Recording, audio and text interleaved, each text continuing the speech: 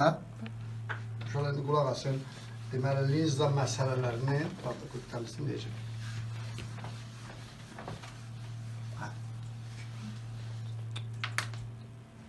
Həndəsi optikada linza məsələlərinin həll eləməyin deməli, üsulunu deyirəm. Əsas nədə fikir verməlisiniz ki, məsələlər elə biləsiniz. Burada məsələlərin bir dənəsini götürürəm. Məsələn, böyütməsi toplayıcı linzadır.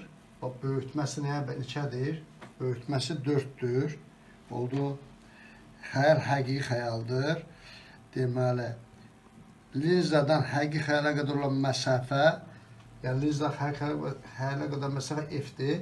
Fokus məsafəsindən neçə dəfə böyükdür. Aydındır, bunu müəyyən edəcəyik biz. Bunun üçün biz nə edirik? Deməli, iki düsturub bir yerdə sistem şəklində yazıb həll edəcəyik. Birinci, böyütməni yazıram. Böyütmə bərabərdir. H bölünsün H-dir. Düzdür. Xəyalın xətti ölçülərinin, cismin xətti ölçülərinə nisbəti xətti böyütmədir. Bu da bərabərdir. Xəyal məsafəsi bölünsün cisim məsafəsinə. Düzdür. Böyütmə 4'ə bərabər olduğuna görə buradan alacaq ki, xəyal məsafəsi cisim məsafəsindən 4 daha böyükdür. Deməli, xəyal məsafəsində cisim məsafəsi arasında bir dənə əlaqə yaratdır. Bu olsun bir düstura. Sonra ikinci nazik cizanın üstünü yazıq. 1 bölünsün D plus 1 bölünsün F bərabərdir 1 bölünsün fokus məsafəsi.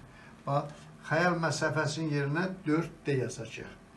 Deməli, 1 bölünsün D plus 1 bölünsün F bərabər, burada D'nin yerinə deməli nə yazacaq? 4D yazdıq.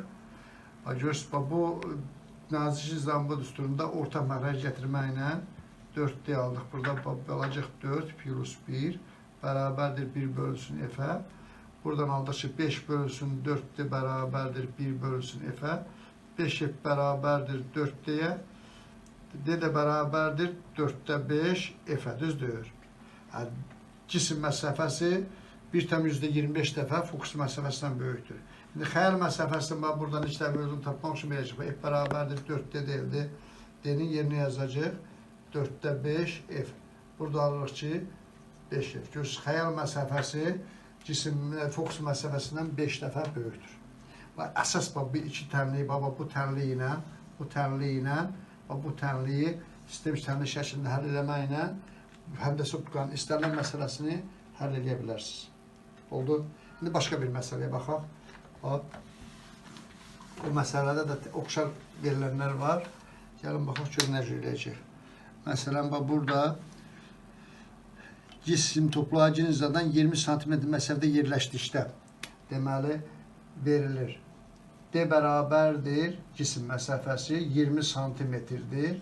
20 cm məsafədə yerləşdikdə onun 3 dəfə böldürmüş həqiqi xəyal alınır. Deməli, G bərabərdir 3'dür. Fokus məsafəsini müəyyən edin. Yenə belə yazırıq. Böyütmə verildiyinə görə belə yazacaq. G bərabərdir F bölünsün D bərabərdir 3'ə. Buradan alıram ki, F bərabərdir 3D'yə, o da bərabərdir 3 vurulsun 20 cm, eləcək 60 cm. Görürsünüz. Deməli, cisim məsafəsi 20 cm-dir, xəyal məsafəsini tapdıq 60 cm. Sonra belə deyə bilərik ki, fokus məsafəsini tapacaq. 1 bölünsün D plus 1 bölünsün F bərabərdir 1 bölünsün F. 1 bölünsün 20 cm-dən götürək, cavabı da santimetr alırıq da.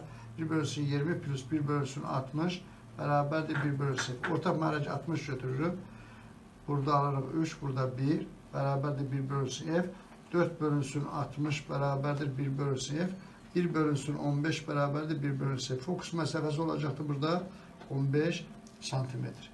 Görürsünüz, bu iki verilənlərlə böyütmə verilsə, linza düsturundan bir yerdə həll edərək istənilən məsələni, həndəsi optika məsələsini həll edə bilərsiniz.